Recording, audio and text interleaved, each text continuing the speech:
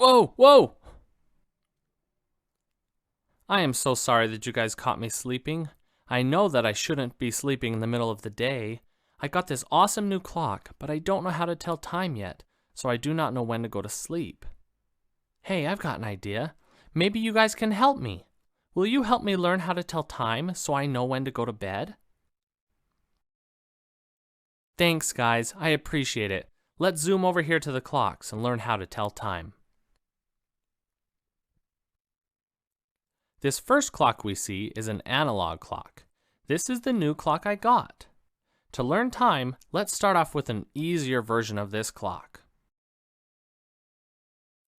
Okay, the little pointer that spins is called a hand.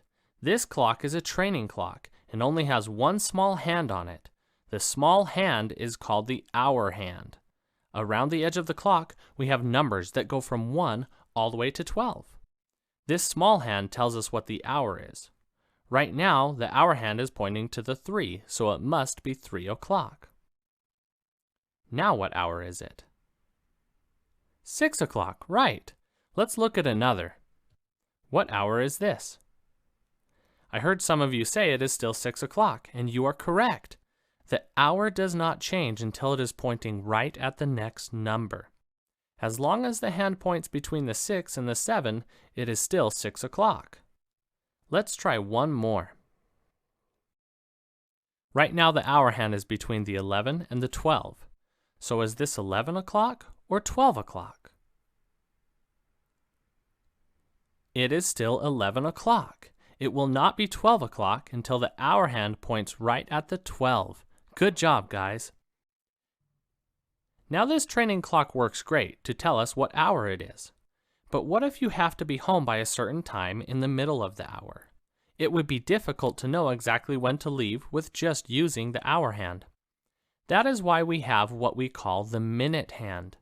Let's bring in one of our big kid clocks. This clock has a big hand and a small hand. We already know the small hand tells us the hour, but do you know what this hand does? This long hand is the minute hand. The minute hand tells us how much time has passed after the hour. When telling time, we always look at the hour hand first.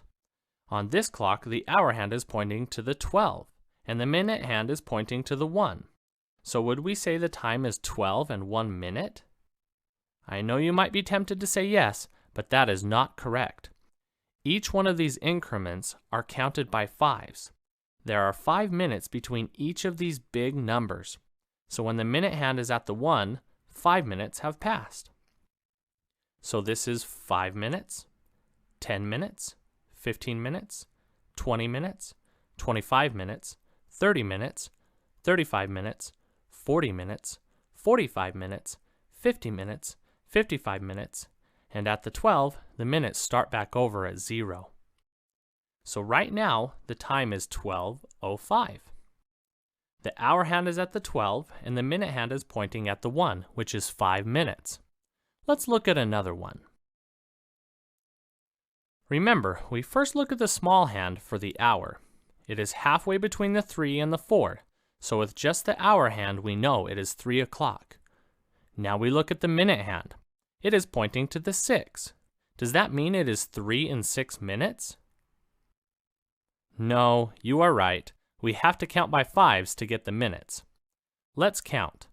5, 10, 15, 20, 25, 30. 30 minutes.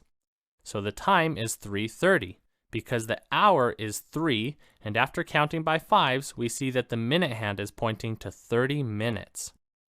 Let's do one last one. Can you help me out on this one? Great. Okay. You caught me sleeping earlier because my bedtime is 8 o'clock at night. When I saw the big hand pointing to the 8, I thought it was my bedtime. To get the correct time, we need to look at the hour hand first. What number is the small hour hand pointing to? It is at the 2 still, so the hour is 2. Great job. Now how many minutes have passed? Remember to count by increments of 5. Can you tell me what the minutes are?